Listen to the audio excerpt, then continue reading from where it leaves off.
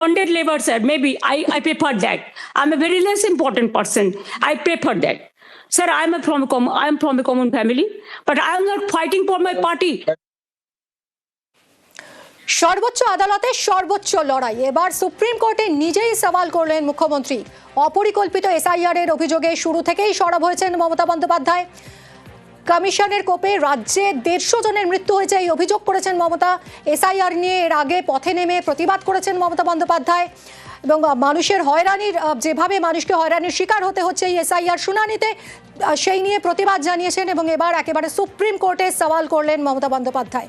কথা বলবো, আবির রয়েছে সঙ্গে। আবির, এসআইআর নিয়ে মমতা বন্দ্যোপাধ্যায় লাগাতার আন্দোলন, এবার একেবারে সুপ্রিম কোর্টে দাঁড়িয়ে সওয়াল। কোথাও কি এটা ভোটের আগে বিজেপির সঙ্গে স্নায়ুযুদ্ধে এক ধাপ এগিয়ে রাখবে ঘাসফুল শিবিরকে এবং এসআইআর নিয়ে মমতা বন্দ্যোপাধ্যায়ের এই যে আন্দোলন সেটা কি আরো গ্রহণযোগ্য হয়ে উঠবে সাধারণ মানুষের কাছে?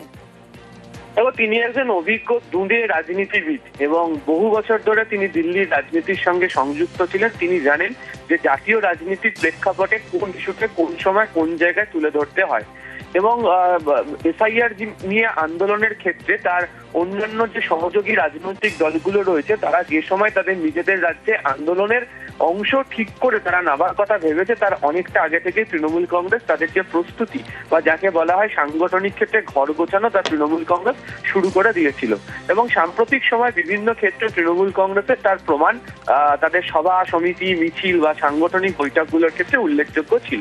দ্বিতীয়ত থেকে রাজনৈতিক দিক থেকে তারা যে বক্তব্য রাখছিলেন পাল্টা সেই রাজনৈতিক বক্তব্যকে রাজনীতির ক্ষেত্রে দাঁড়িয়ে যে পাল্টা খণ্ডন করার যে চেষ্টা তা বিজেপির শীর্ষ নেতৃত্বের তরফ থেকে করা হয়েছে এবং তারা যে ইস্যুগুলোকে তুলে ধরেছিলেন সেই ইস্যুগুলোকে পাল্টা জবাব দেওয়ার রাস্তা তৃণমূল কংগ্রেস শুরু করে দিয়েছিল। কিন্তু রাজ্যে এসে বিজেপির নরেন্দ্র মোদী, অমিত শাহ, জেপি নাড্ডা, নীতিন নবীনের মতো নেতারা তারা যে ধরনের যাকে বলা হয় হচ্ছে পলিটিক্সের অপটিক্স তৈরি করার চেষ্টা করছিলেন সেখান থেকে পাল্টা বেরিয়েছে মানুষের সমস্যাকে আরো বেশি করে তুলে নিয়ে যাওয়ার চেষ্টা তৃণমূল কংগ্রেস বারবার তাদের রাজনৈতিক কৌশলের ক্ষেত্রে ব্যবহার করেছে এবং সেই কারণেই হচ্ছে আজকে মমতা বন্দ্যোপাধ্যায় সুপ্রিম কোর্টে আইনজীবীদের সঙ্গে একেবারে সামনের সারিতে দাঁড়ানো, তার সওয়াল করা এবং একই সঙ্গে তুমি যদি দেখো আজকে বারবার মমতা বন্দ্যোপাধ্যায় কথার ক্ষেত্রে কি বলছিলেন যে গণতন্ত্রকে রক্ষা করাটা প্রয়োজন রয়েছে এবং মানুষকে যে ধরনের সমস্যার মধ্যে পড়তে হচ্ছে সেই সমস্যার একটা আশু সমাধান হওয়াটা প্রয়োজন রয়েছে। তার কারণ তিনি খুব ভালোভাবেই জানেন যে এই ইস্যুতে যেখানে মানুষকে প্রত্যেকদিন ধরে লাইনে গিয়ে দাঁড়াতে হচ্ছে তারা কোন নির্দিষ্ট রাজনৈতিক দলের সমর্থক বা তারা কাকে নির্বাচনের সময় ভোট দেয় সেটা অঙ্ক বিচার করার মুহূর্ত বা সময় এটা নয়। তিনি এটা বুঝতে পেরেছেন যে মানুষের যে সমস্যার বিষয় সেটা আঁচ করে যদি এগোতে পারা যায় তাহলে হচ্ছে মানুষের সমস্যা নিয়ে তৃণমূল কংগ্রেস এগিয়েছে সেটাকে রাজনৈতিকভাবে প্রচার করার ক্ষেত্রে তারা বিজেপির থেকে অনেক কদম এগিয়ে গিয়ে সুবিধা পাবেন এবং সেই কৌশলকে তৃণমূল কংগ্রেস ব্যবহার করেছে।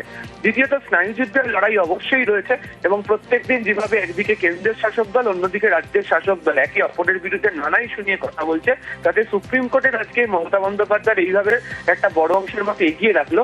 তার কারণ এর বিরোধিতা করতে গেলে বিজেপিকে যে অংশে কথা বলতে হবে সেখানে মানুষের সমস্যার প্রসঙ্গটা অনেকটা দূরে চলে যাবে এমনটাই বলছেন যারা রাজনীতি সম্পর্কে ওয়াকিবল সেই সম্পর্ক নেতারা এবং সে কারণেই বারবার ধরে জাতীয় রাজনীতিতে দিল্লিতে গত 3 দিন ধরে যেভাবে সাধারণ মানুষের কথাকে তিনি তুলে ধরার চেষ্টা করেছেন, যারা আক্রান্ত ভুক্তভোগী তাদেরকে নিয়ে কমিশনের দপ্তরে গেছেন, তাদেরকে সঙ্গে নিয়ে অভিষেককে সঙ্গে নিয়ে তিনি সাংবাদিক সম্মেলন করে তাদের বক্তব্য তুলে ধরার চেষ্টা করেছেন এবং আজকেও সুপ্রিম কোর্টে সেটাকেই কার্যত সামনে তুলে আনার চেষ্টা করেছেন মমতা বন্দ্যোপাধ্যায়। ফলে স্নায়ুযুদ্ধের লড়াই এটা ঠিক যে কয়েক কদম এগিয়ে তৃণমূল কংগ্রেস ভাবনা চিন্তা শুরু করেছে এবং সেই কারণেই এই কৌশলী পদক্ষেপ নিয়ে তারা এগোলো।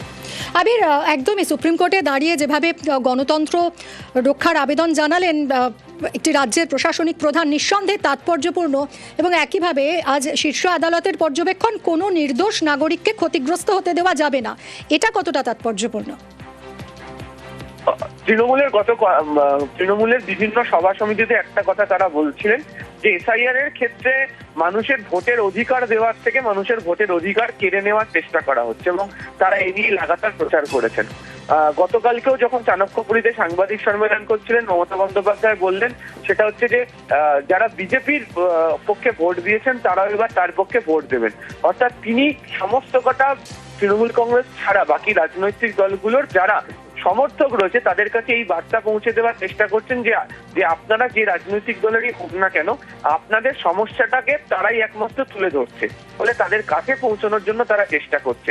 ফলে এই যে ভোটের অধিকার রক্ষা করার ক্ষেত্রে যারা আন্দোলন করলেন, তারা আদালত পর্যন্ত গেলেন, তিনি মামলা করলেন, এবং মামলা করলেন কি একজন মুখ্যমন্ত্রী তিনি মামলা করলেন, একজন মুখ্যমন্ত্রী ইন পার্সন তিনি সুপ্রিম কোর্টে তিনি হাজির থাকলেন এবং সওয়াল করলেন। ফলে এগুলো তো অবশ্যই তৃণমূল কংগ্রেস মনে করছে তাদের অ্যাডভান্টেজ, এবং এই কৌশলকে মোকাবিলা করার জন্য বাকি বিরোধীরা কোন রাজনৈতিক রাস্তা খুঁজে বার করবে সেটাতে তাদের অনেকটা সময় লেগে যাবে বলে তৃণমূল মনে করছে। ফলে অবশ্যই তারা এটাকে তাদের রাজনৈতিক অ্যাডভান্টেজ হিসেবে দেখেই এগোচ্ছে। ধন্যবাদ আবির।